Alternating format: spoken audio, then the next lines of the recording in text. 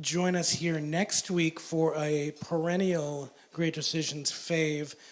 Dr. Thomas Bartlett will be here to talk about Middle East alliances, and he is almost always everyone's favorite. Which doesn't mean that our speaker today isn't unbelievably awesome. And here is the fun thing about today is I'm doing something I don't ordinarily do. You know, we frequently have people with these long, crazy, self-important bios of I did this, I did that. And it's very rare for me to get someone who is a PhD candidate who is not, you know, holding down a tenured chair. But when I talked to somebody at PSU about who's there working on issues around migration or immigration, and hands down the answer I got was Jamie Surface knows more about this issue than anybody here. So I'm very excited today to have Jamie Surface, who is in the PhD program of the Public Affairs and Public Policy program and also works with the Center for Turkish Studies and Middle East Studies Center, who is going to help us navigate, no pun intended,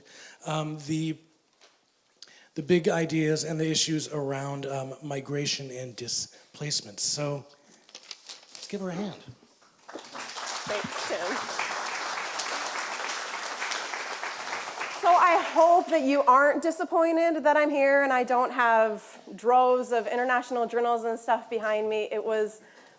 I received an email that said, oh, I'm carbon copying Jamie because she will be a better person to talk to you about immigration than myself. And so I know that hopefully I will make you happy too, like the other panels and speakers that will be coming.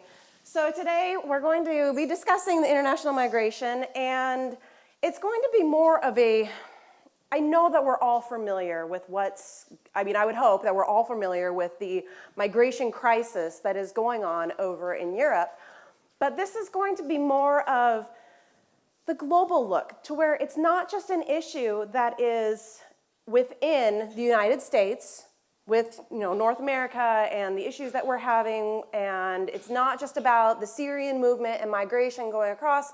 So we're going to be looking a little historically, and we're going to be delving into maybe why, as the global entity, you have all of these countries that have similar problems, but that cannot come up with a unified solution.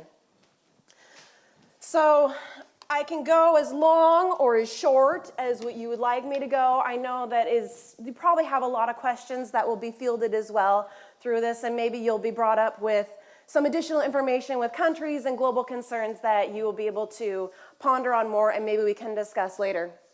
So we're just going to be looking at, first of all, the historical patterns and the changes that have happened throughout the centuries. And I mean, centuries, we're talking, back with like Mongols and displacement, back from when Cro-Magnon was wandering the earth.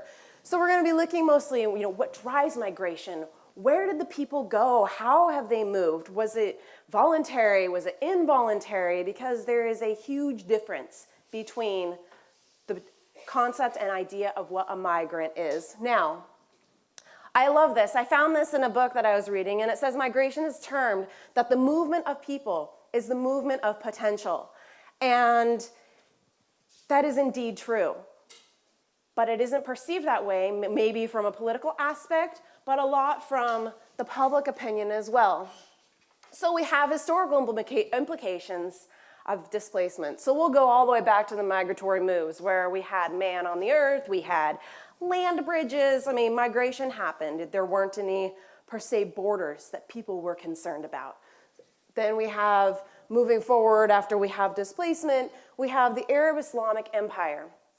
And so with this, you're talking 7th century.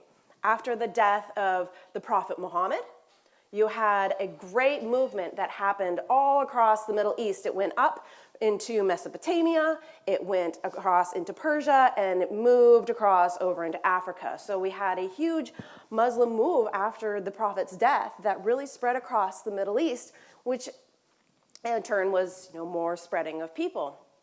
Then we have the Mongols, gloom and doom, going across, trying to exploit and go across borders and do as much as they could, and it created fear. And the fear created displacement. The fear caused the people to move, and so they wanted to get out of the Mongols' way. We have European growth and expansion back in the day. We're not talking right now. We're talking about conquests. We're talking about exploitation. Going and, we have Christopher Columbus. We have all these people who wanted to go and get on their boats and find Northwest Passages, and they wanted to find Silk Roads. And they were also putting their footprint claiming. And when you had another government that came in and claimed, you have people that, of course, there was unrest and they displaced, or maybe they were affected in other ways. Colonialism. I'm sure we're all about colonialism. We know, we have Britain that went over into India. We have territories in the Caribbean that if you look on a map, it says, Virgin Islands, and then it'll say UK, and then it'll say US, and you have all these little islands off of South America where it states that maybe it was the Netherlands. So, you have footprints of colonialism that are all across the globe. African slave trades. Going across the big pond there, going across the Atlantic Ocean, going and displacing into the Americas, both north and south, and you have a great movement of people, tens and thousands of people that were displaced from their country or countries in Africa and sent all the way over. So you now have a new movement and a new displacement and a new settling of people that was not of their own will. Indentured workers as well, you have them coming from Asia, and they were also brought in, so you have more movement and more displacement. Speaking of movement, I tend to move. So if you can't see me or you can't hear me, just raise your hand and let me know, and I'll try to be aware of that. So we have the indentured workers, and then we continue to have movement. But then we go into World War II. Things started to sort of settle down. World War I, we had the Great Depression hit. You had all sorts of problems that were developing in other parts of the world. And so after World War I, things timed down just a little bit to where people were staying in their places and just moving if they wanted jobs or other places. But then World War II hit.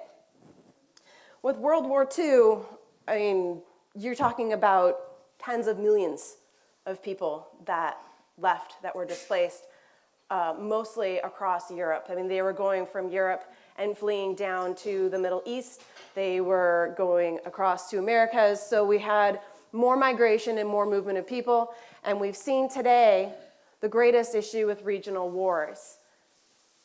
They exist in South America, they exist on the African continent, and they exist in the Middle East, and all the while you have people that are moving, they're migrating or immigrating and going to different locations. So we've had, from the dawn of time until even today, we have people crossing borders.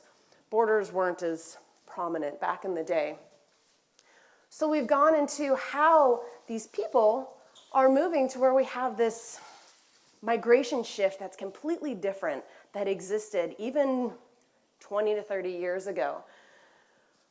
It's important because I feel that in the media today, that the term migrant and refugee and asylum seeker are very conflated. It's a term that is used inappropriately or incorrectly, and so today you're going to all be educated on what a refugee is and what an asylum seeker is, because I'm going to tell you. So we have the economic migrant, and economic migrants by trade, they are the people that are migrating to another location because they want to have a better life. They're going for work, they're seeking out an ability to help them and their families have a better life. So the economic migrant is moving and crossing the border to work and to have a better life. And if they are rejected and they are sent back to their country or they can't find work, they basically stand to lose a better life. Now you have a migrant, which is really a lot what we see now in the media. We have migrant and refugee, and they are very much used symbiotically, and they shouldn't be. A refugee is what we see a lot. And they're saying all the refugee crisis going into, from the Middle East, we have the refugees from Syria. A refugee is an asylum seeker that has been granted refugee status. So these people, when they are going and crossing the borders, they are considered migrants, not necessarily economic migrants, but they're considered migrants. And when they apply there and they say, I need asylum, I'm in a terrible war-torn place, an asylum seeker is a migrant who, if they are turned away, it's not that they stand to lose a better life, they stand to lose their life if they are sent back to their country. So we have an asylum seeker, and you go up to the border and you arrive and you say, I'm in this terrible location and I would like to apply for asylum. And they say, great, here's the paperwork. We'd like for you to fill the paperwork out. So you fill out your paperwork, you turn it in, and then you wait for, it's quite a long time. I mean, it's not like they tell you in a week. You wait anywhere from several weeks to several months waiting to see if your application was accepted. And so then you get the good news and they say, aha, we have accepted your asylum application and now we grant you refugee status. And as a refugee and designated refugee, you now are entitled to state benefits, social benefits, food benefits, housing benefits, social welfare systems. And so it also allows you to stay there undocumented because they're now giving you the documents and the status of being a refugee. The Geneva Convention 1951 kind of set into definition what constituted a refugee, and I think I referenced that just a little bit later. So there's your economic migrant and your asylum seeker and refugee. And so if you have people that are designated refugees, they have already gone from migrant to asylum seeker to the status of being a refugee. Are there any questions on that? Are we clear? Fantastic. So this actually took me a really long time to find this because I could not find the information. And this is from 2015. And it's a list of the areas with the largest number of international migrants living abroad, meaning these are the origin countries where the migrants came from. It's very difficult trying to find that information. They have standard statistics. I mean, it'll even tell you the origins of people that are living in Malaysia and the United States and like Bali, but they won't give you the information for all the countries.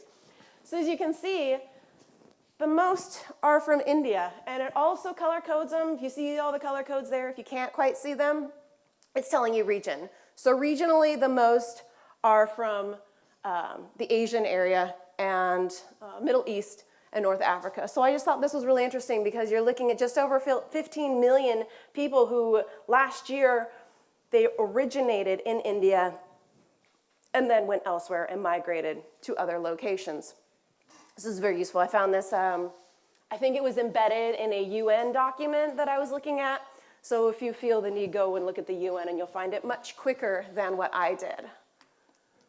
And now this one is a little dated because, I mean, it's 2016, so all the 2015 information hasn't quite been compiled. And we, in the United States, we talk about, we have the most migrants in the world and we're flooded with immigration and it needs to stop. Well, the United States itself hosts it's a little more now because this is from 2013, about 20% of the migrants in the world. But if you actually take this, in addition to this giant half over here, regionally, it's Europe. And Europe hosts nearly 2/3 of the migrants that have moved, have been displaced, or asylum seekers. They all fall under that giant umbrella. And so you have 2/3 and then, the United States. So, I mean, it's not as disproportionate as what people might think.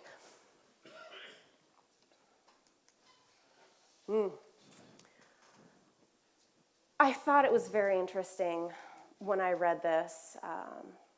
There was a quote in the Great Decisions book, if you have not seen it.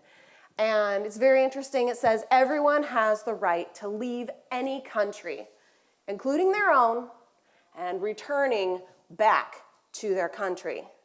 Now, that's fantastic. You have the right to leave your country. However, that's where we run into this catch-22. You can leave your country, but we're sorry, you can't come into our country. I'm sorry, you're not welcome in our newly fenced country. You have the right to leave, but you don't exactly have the right to enter another country. It's completely based on politics and the policies and the institutional developments of each country. You have this debate that's going on between, illegal, this person broke the law. I mean, illegal means illegal. And you have people in droves coming across boats, which this one looks a little more seaworthy than some of the boats that I've seen on the news and in magazines. And you have the deaths and the wasted resources that are occurring as well. So that's great, you can leave your country and then you can go back to your country, but good luck trying to find one where if you are an economic migrant, is willing to accept you, or if you are a migrant or asylum seeker, is willing to process you.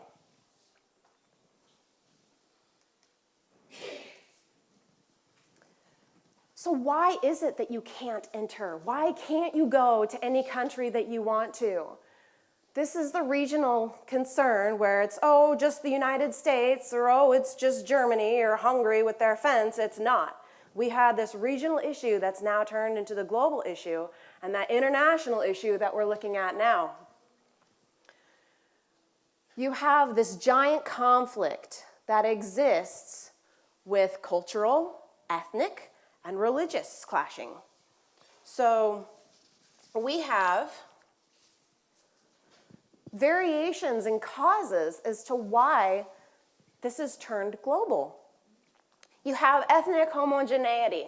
This is actually a really interesting one because you have people where they go in, they come from a different culture, they come into a neighborhood or a group, and there's this clash where you're introducing a large number of immigrants to people that might be stilted or unaware of how to interact or even assimilate with this new culture that's coming in. And so the ethnic homogeneity is in conflict from the time that they arrive to whatever neighborhood or city or community that the migrants are ending up in. You have educational diversity shifts where you have people that are coming to work and maybe they're low skilled.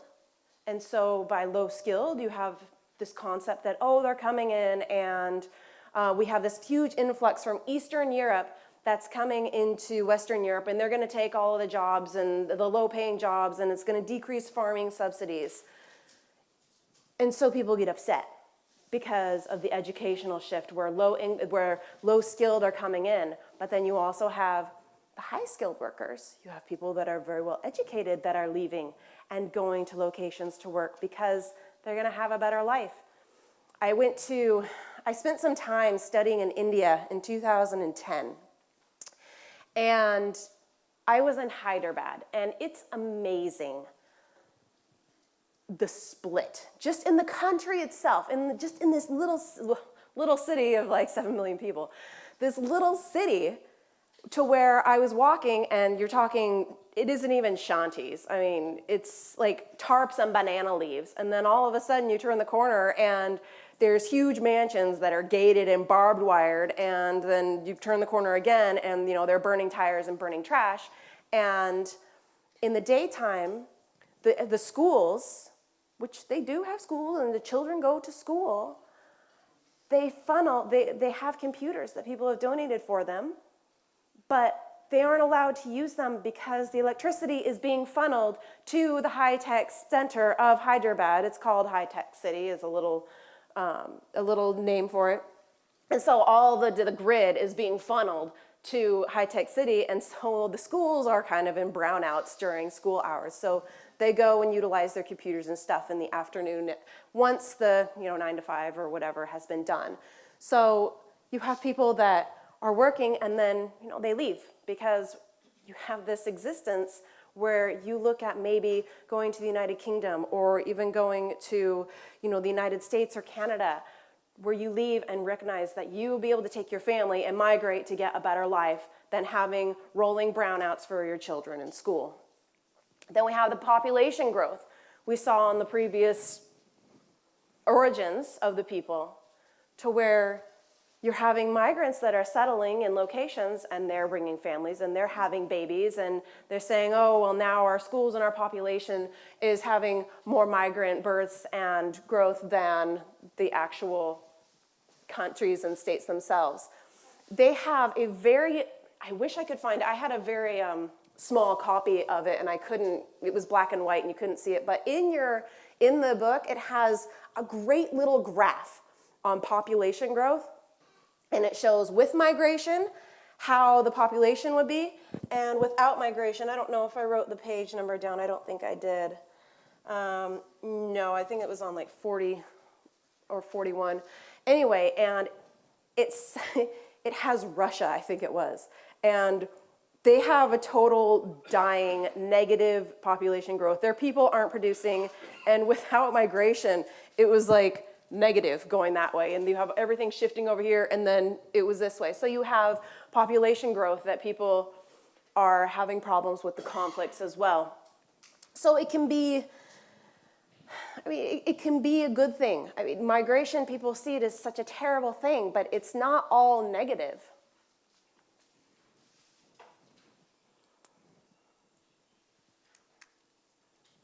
Okay. So the global policy consistencies, or rather inconsistencies. So there's what's termed the migration gap. And the migration gap is the disconnect between public opinion and the government. The government sees these ideas, they make policies, they create ways of bringing people into their country, but you have public opinion where like, we don't want them. We want them out. They're illegal. They're breaking the law. I found Australia very fascinating. Australia had a platform when they changed over to, I think it was called the anti-liberal government, maybe. I can't remember quite the name. But anyway, they moved over, and the platform for bringing in this new government was, you will not resettle in Australia. They had a huge wave of migrants that were coming over on very unseaworthy boats, and they were coming along the northern Australian border. And so the platform for the new government, they said, no way will you make Australia your home. You will not resettle in Australia. And so what they do is they implement a system, once they got the new party into power in Australia, is that they physically went out in boats and they turned boats that were coming to Australia away, or if it was broken down, they generously towed them back to the location that they had left. If the boat came, they would be put in detention facilities. And so you have, when they would come and hit the Australian lands, they sat there and basically put them up in boats, and then they sent them off to a little island just on the west side of Australia, and then also on an Australian-run detention facility in Papua New Guinea. So that was their way, and it was incredibly, incredibly successful. Well, you know how I'm turning successful. It was incredibly successful in that they had thousands of migrants that were coming across, and we had the new political party that came in 2013, and they went from tens of thousands to zero. Nobody was going because they knew that they were going to be sent back. Most of them came from like Indonesia after they had settled. I mean, they were coming as far away as the Middle East and coming down. And so it was very successful for them. And the people were they were just ecstatic because of that migration gap that was existing between the government and the people. And this was the government's way of satisfying the demands of the people.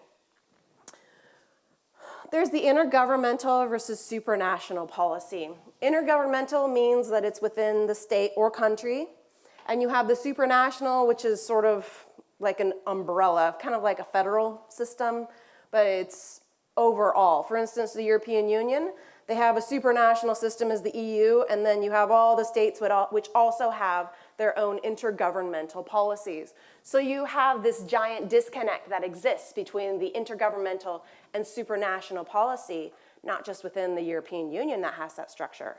But if you're looking at more of a global humanitarian human rights aspect, you can look at that supranational global initiative, and there isn't one that exists. It's a lot more complicated and controversial than what people perceive. And it's difficult because they don't exactly go and have global summits on immigration where all these countries get together and they say, hey, how can we solve this to where we can have a common policy? So you also have this other inconsistency of this global shift. And then there's the diversified concept of national security. How do the countries classify immigration as a national security concern? Well, there's border security. How are you going to, what are you going to do to your border? Hungary got very inundated and upset with the situation that was going on. So they decided that they were going to continue their fence all along border, and I'm sure you've seen pictures of it and the situation that happened there. And so what happened is they moved and shifted from Hungary over to Croatia, and Croatia's is like, what's going on? There's so many people here. Like, I think we're gonna build a fence too and tighten our border because it worked so well for Hungary. So you have border security concerns. And then you have stiffened immigration requirements. Are you going to require a visa? Are you going to require certain paperwork, letters of invitation? How are you going to change? And so that sort of goes along with the border security, with the stiffened immigration requirements. The refugees, as we'll call them, which we know are migrants, that are going from Syria,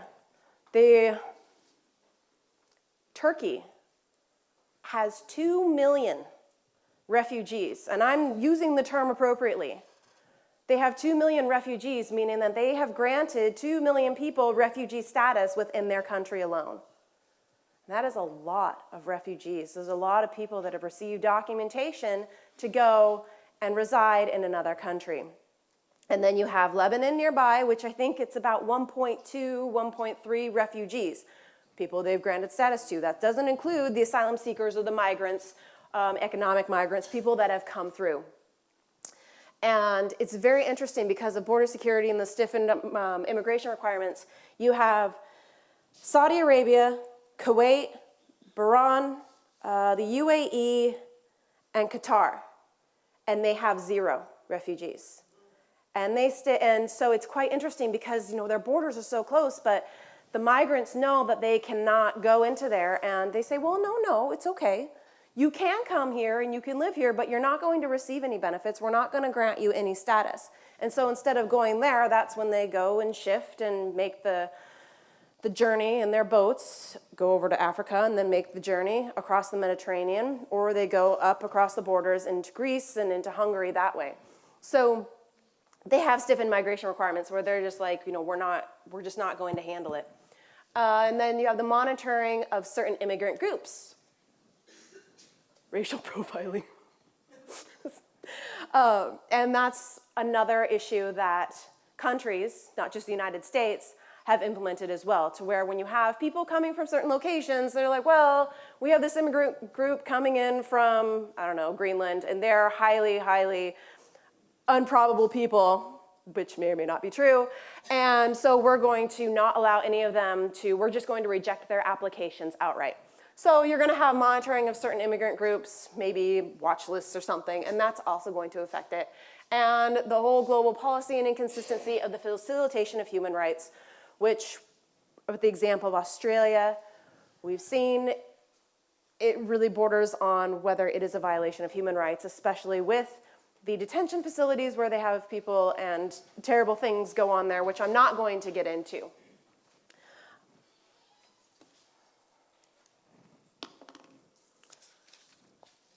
So this just goes a little further into the idea of refugees and asylum seekers. This, I'm not going to read it because I know you can all see it. But this was the definition from the 1951 Refugee Convention, and this is how they classified the refugees. And so it's very interesting as you're reading that. I will continue to speak. Within the European crisis that we have, you have a regulation. We're not going to get into the specifics of it. And it requires that ports of entry are the ones who have to process the documentation, which is why Italy and Greece are so inundated with applications for asylum seekers, because once you land port and I arrive in Greece and say, I'm here, I'm applying for asylum, that country therefore takes on that onus of the migrant and whether or not they're going to grant them refugee status. Now, if they are rejected, I could go and move on to another country and continue to seek asylum, and I can continue to move on until somebody grants it to me, but you're talking about months and months long processes. I've established myself, maybe there's a community there now, and there could even be the threat of deportation and sending me back to my country because my application was denied. So the application process it's involved. It's not like immediate amnesty or immediate asylum once you step foot on a place. And it isn't guaranteed. In Europe alone, you're looking at less than 45% of the people that apply for asylum actually receive refugee status. The United Kingdom was relatively low. They were, I think I saw somewhere it was like 14%. So, I mean, you're talking really low. I read an article yesterday that Sweden was looking at, they have a lot. They are very welcoming to migrants. And so people will continue going up into Scandinavia where it's very cold because of the benefits that they receive, and they are very welcoming to the asylum seekers. But they now have 80,000 people. They came forward and the Swedish government said, we think that we might deport these people that have not received their refugee status and they were rejected with their asylum applications. So, I mean, even countries that used to be really welcoming to it are in more of a debacle now because they are feeling a stress on their social programs and on their country, and they want to be able to, they want to help them, but are also at a wits themselves.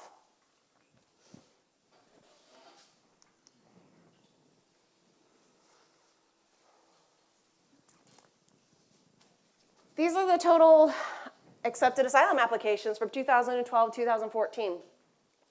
The United States is a little different in regards to asylum applications and refugees, because when a person is a refugee in the United States, they have generally received that status somewhere else, and they are being resettled in the United States as a refugee.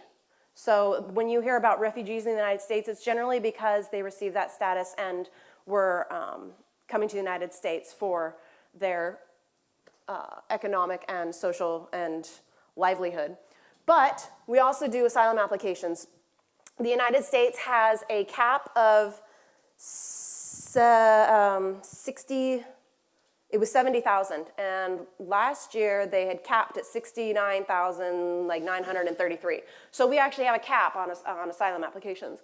But for all the other places, these are all the applications that they accepted in that span. So I mean, it's not significant, but it also puts into perspective what happened this past year with migration. This one,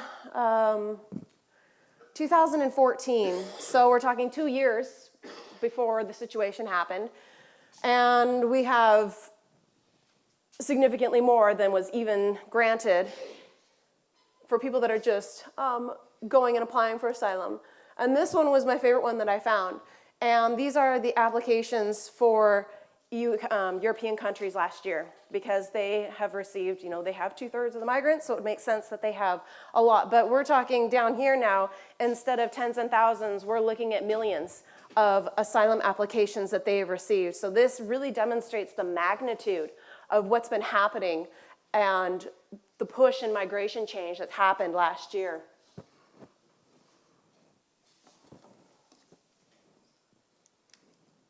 So the policy options, why can't we move forward? Why can't we have something like the UN Declaration? Why can't we have this great thing that came out with the Declaration of Human Rights, but we have problems across the board internationally. So we have options that can happen, and countries use different things. We can have integration for migrants, and these are both, illegal and legal migrants. So it's not just about people that have arrived. We're talking the whole encompassing spectrum of migrants. There's the integration of just, integrating them into society, bringing them in, letting them work. There's deportation option. They've arrived, you're here illegally, ship them away. There's the amnesty option. I have an asterisk by this because there was a little graph, no, it was a box in the book, and it said the pros and cons of amnesty. And it was very interesting. So I suggest that if you haven't looked at that, you do look at that.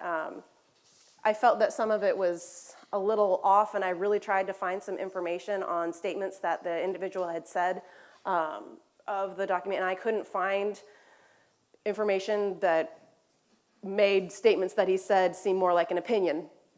But there's the amnesty option, and then you have amnesties that have occurred worldwide. Italy went through a realm of 4 amnesties, and they thought that it would be a great way to bring people in that were there to create and bolster the economy, and then what it did is people were like, let's go to Italy. And so they had an influx, and this was back in like the 70s and 80s, and it actually brought in more migrants for them, so that was kind of an offshoot for them. There's guest workers you can do. Bring people in, let them have guest workers. It'll allow them to work, in Venezuela or maybe in South Africa. There's the detention option, maybe not the best, which Australia has shown us. There's a detention option. There's also regularization. Regularization is sort of like amnesty, to where you just allow the people to have documents and work in that same manner. There's the concept of promoting return. Promoting return is to where you bring people and you allow the people to migrate with the intent that they will go back to their country. Okay, and then there's managed labor migration. Bring them in to work in certain seasons or certain times, and then they go back once they're done. And then there's also government improvement. This is a really great idea that the author came up with, but it was really kind of far-fetched for me in terms of policy, because that's my background. Because with his idea of government improvement, he's saying, well, let's go and talk to Kurdistan and Syria and tell the government that they should really improve the conditions for the people there to prohibit them from leaving. And it sounds great on paper, but realistically, it doesn't seem very feasible. And my little brain here with his suitcases, this references the brain drain. I don't know if you're familiar with brain drain, but what brain drain is, you have countries that educate people and they become scholarly, maybe in education or technology or medicine, and then they leave the country. And what that does is the brain drain is it pulls out the education and the resources that the country has been trying to put in the people, where they go and leave to migrate to another country. And so that's a concern that a lot of countries, when they look at this government improvement, where they put money into educational programs for helping to bolster the people economically and maybe socially, but there's still so much problems that exist within the country that they leave, and that creates the brain drain for the country itself, and it's going to benefit other areas as well. All right, so the future of international migration, we don't know where it stands. We've seen it go on this pendulum, and it just oscillates, and it's at this huge peak right now because of human rights and war and other issues that have been going on. And so you have paths everywhere. This is just so you can see in perspective as to where people are going. But as far as the global immigration issues, it shows the challenges that exist, and the challenges are universal. It's not just one country that's suffering from policy conundrum of how to handle and manage migration. I mean, you could say, well, that's great, let's just eliminate it, and all countries will drop their borders and it's not going to be a concern anymore. And then address the social and economic aspects that fall from that.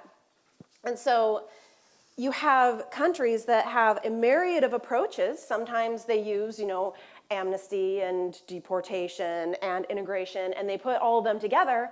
But then the economic and socioeconomic shifts, it creates a problem that changes beyond what the initial scope of the migration ideal was for the people.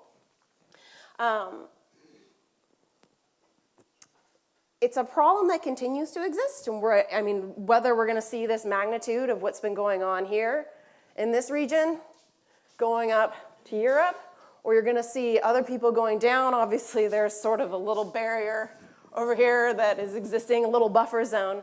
But the problem lies in the fact that there isn't a workable solution that any government, unless you're Australia, maybe they feel that it's a workable solution, that exists. And so working around the ideas of policy and institutions that the different countries have come up with is going to continue to change, and it has to adapt to the problems and the increasing magnitudes of immigration.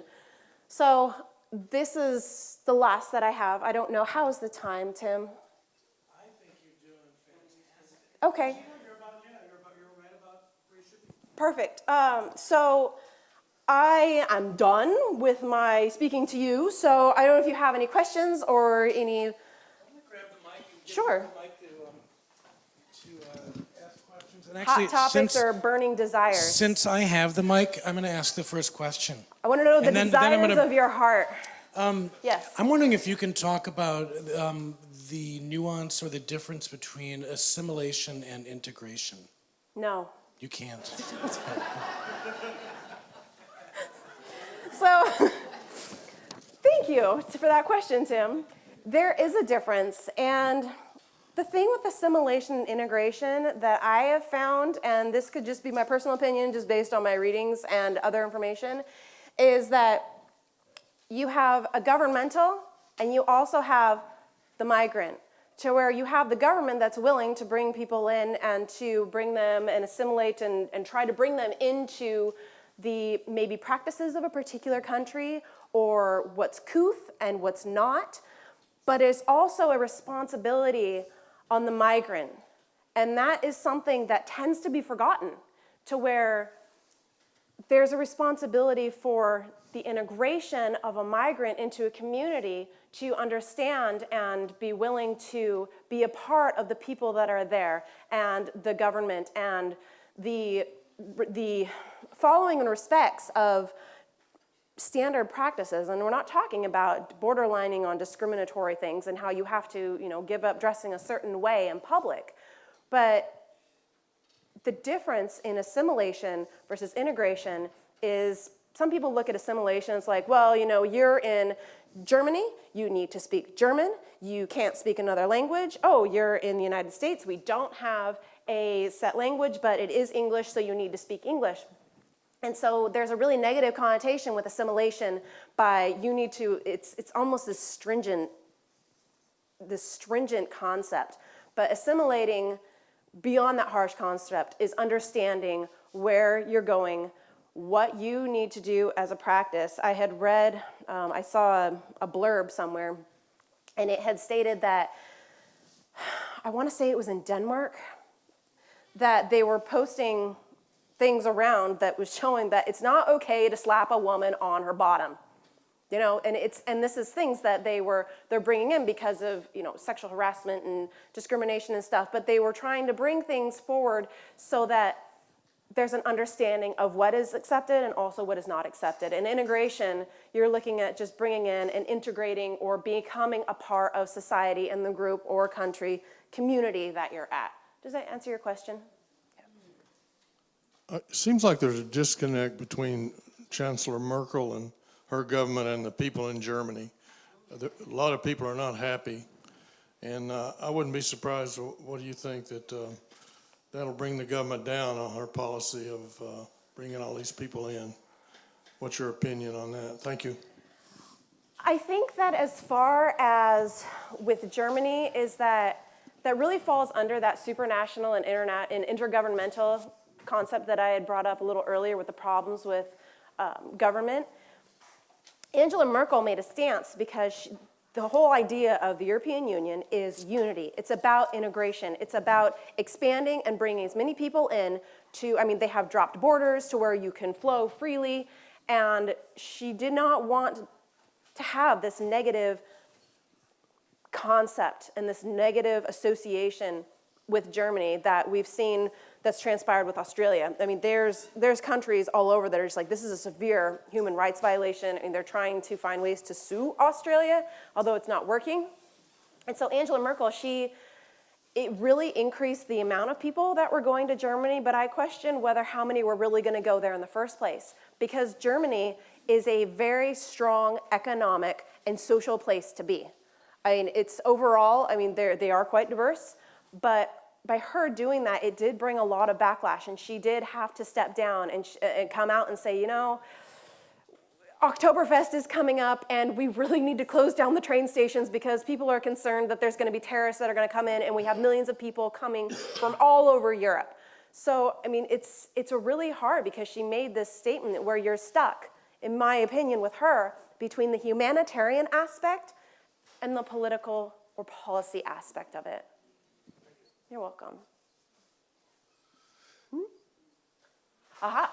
The lecture that we're sitting through now sort of seems like doom and gloom with no real answer. So you as a professional, I'd ask you, without going through a 6-series lecture, what are some of the cures? What's the answer? It's not meant to be doom and gloom, but sadly it is. I honestly do not see an end in sight because of that migration gap between public opinion and policy. It was the public and the strong voices and movements and being upset about having all these immigrants on Australian soil that brought some right-wing extremists to step up and say, I have the solution. And he did have the solution for those people that wanted that. No, I can't remember. I don't think I wrote down what his name was, unfortunately. But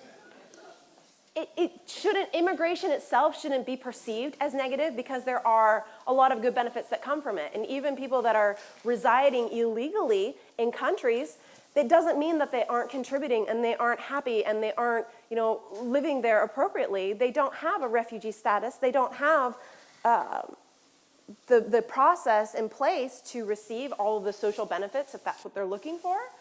But it doesn't discourage those vast margins of people to leave and try and seek a better life. So, I mean, immigrants legally and illegally live all around the world in a really great environment, maybe their communities, and there are problems that they might have with reporting instances of crime and things like that, and they may be more sheltered and afraid to enact in government and police reporting and stuff. But it doesn't stop the fact that you have 244 million immigrants that have left their home and are living elsewhere. And so, I mean, some places they are allowing them to work, and they even are receiving benefits even if they aren't legal and they don't have the documentation. So I think the fact that there are still, over 200 million people that are leaving their homes and going elsewhere really does put a bright spot on the fact that although there isn't a global or even national resolutions, that they have the ability to go and move somewhere else to where they aren't persecuted and they aren't discriminated and they aren't suppressed. Does that? I don't have an answer. I mean, I don't have an answer. There is no, I mean, you could eliminate all borders and all policies and then, accept everybody in everywhere.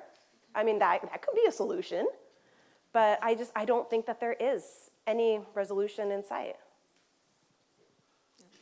I was wondering what the obligation is to your colonial empires or your war, your war friends or those that helped you during particularly, the war, your comrades from other countries.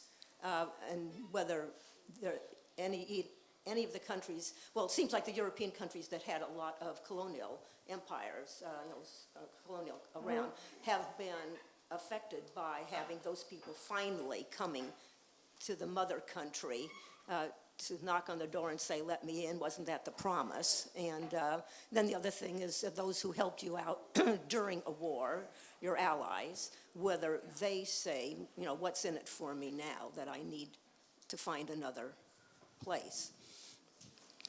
Okay, I think I know what you were asking there. You're talking back from days and now they're coming forward. You're talking about sort of the manifest destiny type. Well, that's terrible. right, yes. Okay, and you want to know what my opinion is on that? That's or good. There is that was sort of a problem with, I hate to harper down on Australia, but that was sort of a thing that came with them, is that they were having a lot of people leaving the UK that were going down. And I don't think that the countries, when they settled and put their little flag into the soil, really thought that the people would leave and go elsewhere. That I do think that there is a responsibility and an obligation of that flag-staking country to accept whatever migrant or person wants to leave that flag-stake country. So, I mean, I don't know if that answers your question. Yeah, I really think that they do, because if you're stating that you are a republic of the United Kingdom or you're a island of the United Kingdom, then you should be able to. The African countries. Absolutely. Yeah.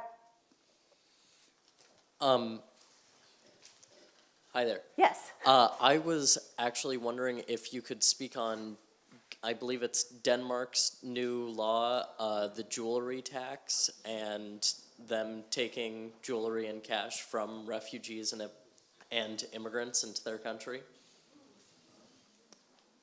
It's terrible. I mean, I don't know how much you want me to elaborate on it. I think that it's really countries under their intergovernmental structures trying to find ways to make it as much of a deterrent as possible to bring people into the country. Does that answer your question? I mean, I think it's terrible, but I think that it's ways that that countries and governments have been trying to dissuade people from coming into their country. You know, just to piggyback on that also, could you talk about the reunification piece of this? Because I think the more detrimental piece is they're changing reunification from a year, so people could reunite with families once they have asylum, to 3 years. So to me, that's far worse than taking somebody's jewelry. Yes. Yeah, I mean, I completely agree with that. I mean, I don't know what more you want me to elaborate on that, Tim, but I mean, I think that when you're doing things that expand or shorten a law or an ability or a opportunity for a migrant to function and live in a country from where they originally were and how the laws have changed and what they've done with jewelry and reunification, it really puts that forward, that demonstration of not making a resolution, but making it more difficult and trying to hinder migration. But how are you going to hinder 244 million people? Yes. On one graph you showed there that at the top it was the U.S. was listed about 60-some thousand, which I Yes. assume was people we were accepting for asylum, Those were the asylum applications for people to get into the United States. that had filed asylum applications. Because what I was in, very surprised, I because believe. down further, Rwanda was listed and Sudan. In Sudan was about 25,000 are people trying to get into those two countries with economic and political disasters. Maybe they weren't going for economic reasons. I'm not sure, but no, I mean, absolutely. And I mean, look at Russia. Russia, I think, is number 2 in having, I mean, not talking region, but actual country. I believe they are number 2 in the largest number of migrants. Who wants to go to Russia? I mean, their economy is going down the toilet. And I mean, but at the same time, you look at it and say, well, if you're in Turkmenistan on a farm or Uzbekistan and you have the opportunity to work on a skyscraper in Moscow, what are you going to do? And I mean, sometimes it isn't an economic reason. I mean, maybe they're reuniting or maybe they're going there and then trying to go somewhere else. I don't have an answer to that. I would have thought there would have been that many people trying to get out of those two countries. They're leaving, but they can still go into. I was going back to your thing about why people do it or how countries assimilate or whatever. And it seems like Germany, in my experience, and very, very limited, but my first visit to Germany, to Munich, was when we were walking around to get rid of the jet lag. We went past, our son-in-law said, oh, those are the guest worker houses. Okay. And this was in 1990, I think.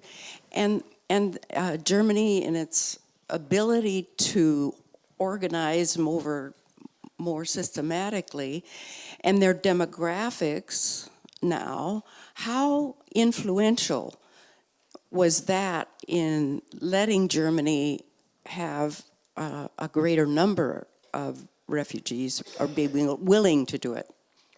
I think that you've really let in a lot to the answer to that. And they had created back from the day, even before you could have free movement across borders. I mean, within Europe itself, in 2004, that's when they actually dropped all the borders, and it was called extracommunitarianism, and it allowed people that arrived in Spain to go all the way over to Germany or to go up to Finland. And so it allowed free movement. And so for Germany in the 90s, you're talking a decade before free movement was even allowed, people knew where they could go. They knew that they could have housing, that there was a guest worker program. And so they had really set a precedent even back then that they were open to the idea and concept of people contributing economically and socially to not just the country, but also for the people that were arriving as well. So I think that it was something it's a really strong base that has gone through to what we see with Angela Merkel and stating now and trying to keep that open, but facing that backlash from the community. What about the demographics of birth and death now in Germany and how they might want?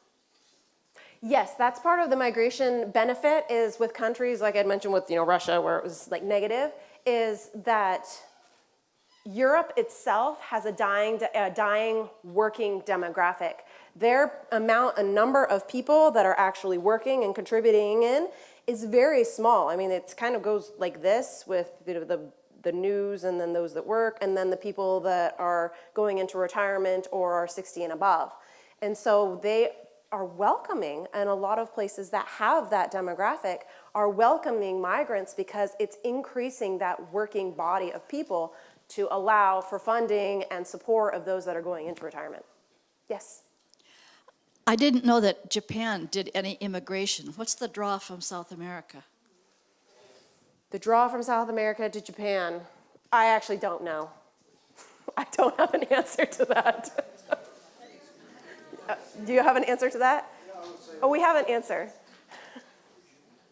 many decades ago, a lot of Japanese immigrated to Brazil, and some of those people are coming back. Okay. Thank you. Are there people, both at universities and maybe in government, that are looking at migration issues and possible problems around upcoming water issues in light of climate changes in the world? This is called environmental or climate migration. And it's a very new and growing concern. And the refugee, the Geneva definition that I had up there, it expanded. They had put that in place just after World War II to help compartmentalize. But they expanded it in '67 to go beyond Europe. And now they're asking questions as to whether or not that refugee and the movement of people should include the environmental and climate refugees as well. So yes, it is a very much growing and very new. And people don't really know how to address that because you're looking at wastelands that are occurring in really hot environments. Look at California. I mean, it's like burning every summer. But you're having a movement, and so, yes, they are trying to consider ways as to maybe they can expand that to where governments will sit there and say, hey, it's not just about war and violence. These people don't have water. They don't have access. So, yes, there are I don't want to say that there's policies that are being implemented or being moved into place, because I don't think that's true. But I do think that it's based on what I have read and what I've seen in movements and governments is that it is a consideration that they are looking at implementing. So we are at the end of our time. Two books on this topic that are actually, I think, worthwhile looking at. One is by Christian Parenti called Tropic of Chaos. And we actually brought him here a couple years ago, and he looked at violence in the global south that is being driven by climate change. So that's a good one. And then The Price of Thirst. And I'm totally forgetting the author's, her first name's Karen. We brought her here this summer looking at water politics and how the role that the World Water Forum plays in trying to put a price tag on water. So those are a couple good ones. If you want more on this topic, I was remiss in talking about this earlier. Tomorrow at Concordia University from 8:30 to 4 p.m. we are doing a K-12 educator conference on the immigrant and refugee experience entitled Finding Place, the Human Face of Migration, Displacement, and the Search for Home. And while it is geared towards professional development for K-12 educators, it is also open to the public, and we are going to have some fantastic speakers, including Jimmy Surface. But there'll be keynote panels, there'll be some breakout sessions on culturally specific areas around questions of migration and displacement, some good multimedia presentations, things geared towards elementary school teachers, and then really looking at how Oregon is handling this question both as a state and regionally. So we'll hear from people from state government, from ERCO, who is really helping with the resettlement on the local level, and a couple people who have some really good national and global perspectives. So if you want more on the topic, Concordia College or Concordia University tomorrow, and we'll hopefully see you next week. Thanks. Give her a hand.